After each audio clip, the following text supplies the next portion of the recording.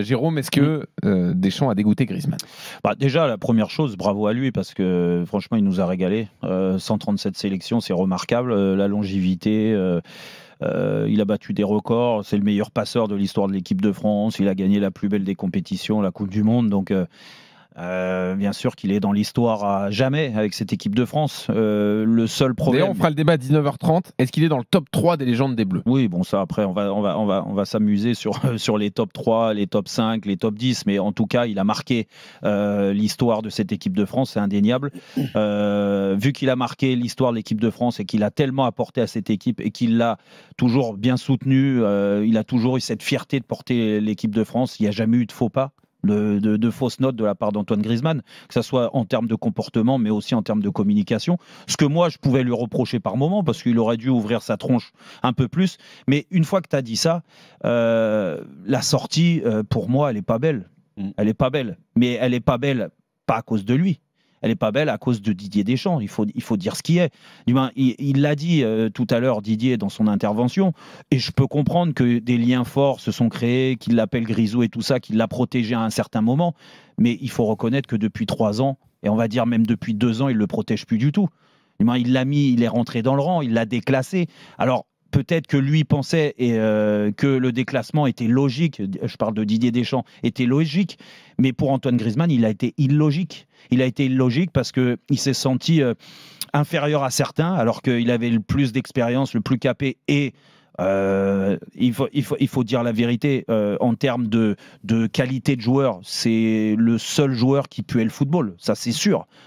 Et il l'a maltraité parce que à l'arrivée, la façon de voir le football de Didier Deschamps a aussi évolué. Et ça, il l'a pris en pleine tronche. Et je donne la parole à Manu et à Dugas, bien sûr, mais moi, je ne suis pas surpris de cette annonce-là parce que Jean-Louis, j'en avais parlé même avant l'Euro. Rappelle-toi qu'on s'était dit sur le match de reprise au mois d'août, après l'Euro qui s'était passé. Avant l'Euro, après l'Euro. Après l'Euro. Oui, mais ça ne peut pas continuer comme ça. Sur ce match de reprise au mois d'août, rappelle-toi, j'ai dit comment tu veux qu'il digère ce qui s'est passé un mois avant et nous expliquer que dans 2 ans, il y a la Coupe du Monde et que c'est Antoine qui va nous amener à la Coupe du Monde alors qu'il l'a complètement déclassé sur l'Euro. Je savais que ça allait laisser des traces et je suis désolé, mais là-dessus, Didier Deschamps, il a manqué de classe et de clairvoyance parce que quand même, là où c'est un problème pour l'équipe de France, c'est qu'Antoine Griezmann aujourd'hui, il joue pas en Arabie Saoudite, il joue à l'Atlético Madrid et il est encore très bon. Hier soir, il a encore été très bon. Il marque des buts avec la Champions League. Donc moi, je trouve ça hallucinant qu'à 33 ans, il prenne sa carrière internationale, sa retraite internationale. Dugas, qu'est-ce que tu en penses? Moi, je suis dégoûté. Sincèrement, je suis dégoûté. Je suis dégoûté parce que je pense qu'un joueur comme ça mérite autre chose que de finir comme ça par un tweet. Voilà, c'est le football d'aujourd'hui. Il n'y a pas d'humain, il n'y a pas de. Moi, ça me. Voilà. Attends, Dugas, pardon, j'ajoute juste un petit truc. L'image que vous avez peut-être en tête, c'est son tour d'honneur tout seul au Parc des Princes. Début septembre. Lors du rassemblement précédent. Et aujourd'hui, on comprend que c'était un au revoir. Mais pareil, son dernier passage avec le maillot bleu, c'est de faire un tour de stade tout seul comme ça. C'est vrai que c'est un peu triste. Si Deschamps, c'est son Grisou, tu insistes pour qu'il continue, pour lui faire une sortie à la hauteur du joueur qu'il a été. Si Grisou décide comme ça, sur un coup de tête, d'arrêter, c'est qu'il y a quelque chose d'important qui s'est passé. Il va falloir que les langues se délient. Il va falloir que les choses soient dites. Ils diront rien, du gars. Ça va se savoir aussi. Il va y avoir des trucs qui vont se savoir. C'est pas possible. Ce n'est pas possible que l'histoire entre Griezmann et l'équipe de France s'arrête comme ça. Non mais on marche sur la tête là quand même. On parle de l'équipe de France, on parle quand même d'une équipe qui a fait rêver les Français, qui a été champion du monde, qui a fait une finale face à l'Argentine. On parle d'un des meilleurs joueurs. Moi je suis surpris en plus que le gamin, il est à 8 sélections de battre le record de Hugo Lloris. En plus, c'est vrai. Au moins, il va chercher cette 144e sélection ou cette 145e sélection pour battre le record. C'est pas grand-chose. Il est à 8 sélections de battre le record et il s'arrête comme ça en cours de... Comme quoi, le mal est profond. Mais oui, exactement, c'est pas possible. Il y a quelque chose de grave. Alors, on l'a sous-entendu, personne n'a voulu aller plus loin parce qu'on n'avait pas les informations, mais on l'a sous-entendu parce qu'il y a eu beaucoup de déclarations de Griezmann contre la tactique, contre le jeu, contre Deschamps aussi. Il y a eu quand même, avec des sous-entendus, assez enrobés, assez lisses, mais quand même des choses qui ont été dites. Et on s'aperçoit que là, le mal est bien plus profond. Et moi, le message de Deschamps, je ne le comprends pas. Je ne le comprends pas. Merci mon Grisou, merci. Enfin, bon, là, tu dis. C'est de la com, quoi. Il a fait pareil avec Varane et tous les autres qui ont rappelé. Non, mais là, tu me remercies pas le remplaçant. Voilà, c'est Griezmann, soi-disant ton chouchou, ton Grisou, ton ci, ton là. Mais attends, mais c'est pas possible d'arrêter comme ça. Le président Diallo, il a fait la même chose. Mais où on va là? Enfin, c'est quoi? Il n'y a plus rien.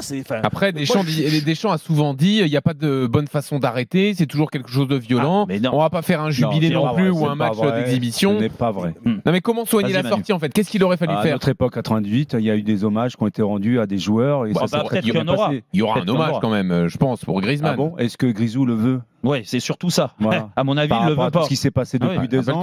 Bernard Lama a eu un hommage, il a pas annoncé sa retraite. Il a quand même pris une énorme carotte quand même. Depuis 2 ans, je veux dire, il est obligé de la fermer, de baisser les yeux, de courber les chines. On lui a fait changer de statut, on l'a trimballé, on l'a mis sur le banc de touche, on lui a manqué de respect. Alors que le gars, pendant plus de 10 ans, il a porté haut et fort les couleurs de l'équipe de France. Il a bien représenté son pays à la fois sur le terrain et également en dehors. Sa communication a toujours été réglo.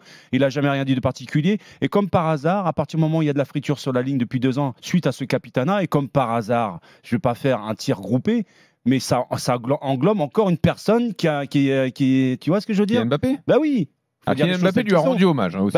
C'est à l'époque où il disait moi je veux tirer les pénaltys, je veux tirer les coups francs, je veux tout faire, je veux être capitaine, machin, tout ça. Donc moi je veux bien qu'on lui file le capitanat, mais depuis qu'on lui a donné le capitanat, l'équipe de France, ça part c'est plus du tout la même chose. On l'a vu dans la communication, on l'a vu dans le rapport des joueurs sur le terrain, mais également dehors, on l'a vu dans le rapport de Griezmann avec son entraîneur Didier Deschamps. Donc moi je suis comme les copains, je suis dégoûté de la sortie de Grisou, et sincèrement il peut être rassuré parce qu'on est extrêmement nombreux à être derrière lui, à le soutenir. Tiens, je peux donner la phrase de Mbappé qui lui a rendu hommage? Ouais, non mais arrête avec tous les hommages, parce qu'il me manque plus que l'hommage du président de la FFF, et comme ça on est blindé, tu vois. Bon, alors attends, j'arrive après pour l'hommage du président de la Fédé, mais d'abord Mbappé. Merci pour les inoubliables souvenirs que tu nous as procurés. Tu as porté cette équipe de France, etc. Certains pourront penser que c'est trop tôt de s'arrêter tout de suite, mais je comprends et je respecte ta décision. Porter ce maillot demande toujours plus, sans apporter parfois la reconnaissance qui va avec. D'ailleurs, est-ce qu'il parle pas un peu de lui, Mbappé? C'est quoi cette troisième personne? Mais ça, c'est un hommage, ça? Ça, c'est un hommage, ça? Non, attends, non, mais là, j'ai sélectionné au milieu, mais il dit aussi tu resteras jamais dans l'histoire de l'équipe de France, je n'oublierai jamais l'honneur et le plaisir que ça a été de jouer à tes côtés. Non, mais c'est cette petite phrase qui m'avait embêté, mais après, pour le reste, voilà. Moi, j'ai jamais banalisé le fait de jouer à tes côtés. Bonne route, mon ami, et merci. Après, un joueur d'exception. Non, mais on va pas se mentir. La vérité, c'est qu'il a jamais pardonné à Didier Deschamps le capitanat qu'il a donné à Kylian Mbappé. Ses explications. Sur le banc de touche aussi. Ses explications. Oui, et puis ça se voit par rapport déjà aux déclarations. C'est du gars. Tu parlais des déclarations récentes d'Antoine. En fait, par rapport à ces déclarations-là, tu te dis. Il y a un problème et ça dure, hein, ça fait un moment. Avant l'Euro, rappelle-toi, on n'est pas beau à avoir joué, mais bon, c'est pas grave, les résultats sont là. Et puis même, moi je suis désolé. Et puis il s'ennuie peut-être sur le terrain aussi. Antoine, oui, mais c'est ça, exactement. Mais moi qui s'ennuie aussi. Mais je pense qu'il y a ça. T'as raison, du gars, c'est que il s'ennuie parce que les performances. Et moi, j'étais le premier à l'égratigner, et j'en suis même désolé aujourd'hui de l'avoir égratigné comme ça, parce que pour moi. Tu fais un mea culpa. Oui, mais c'est de la. Non, je suis désolé, pas par rapport à ses prestations, parce que je reste persuadé. Parce que tu l'as quand même souvent aligné. Oui, mais sauf que souvent protégé. Ton ancien poulain du PSG. Non. De quel Kylian Mbappé. Mais non, mais sans comparer les deux, Manu. Non, mais sincèrement, je compare pas les deux. Mais non, mais tu me dis protéger. On a un mec qui se font parfaitement dans le collectif et un autre qui pense qu'à lui. Attention, Manu, tu me mets dans la tronche que j'ai protégé Kylian Mbappé. Kylian Mbappé, sur ses performances en équipe de France, à ce moment-là, on pouvait rien dire. Il marquait but sur but. Ouais, ça fait un petit moment qu'il est plus. Mais d'accord. Ils ont été aussi importants l'un que l'autre. L'actualité nous a fait faire une hiérarchie. T'as fait faire une hiérarchie, mais il n'y avait pas de hiérarchie. Griezmann est aussi, voire plus important sur son passage en équipe de France que Mbappé. Ah, mais à un moment, non, du gars. À un moment, un moment, je pense très honnêtement tu t'es fait berner, mon poulet. Non, mais non, parce que Didier Deschamps, moi je te le dis, je pense ça. Et jusqu'en 2018, Antoine Griezmann était le plus important de l'équipe de France.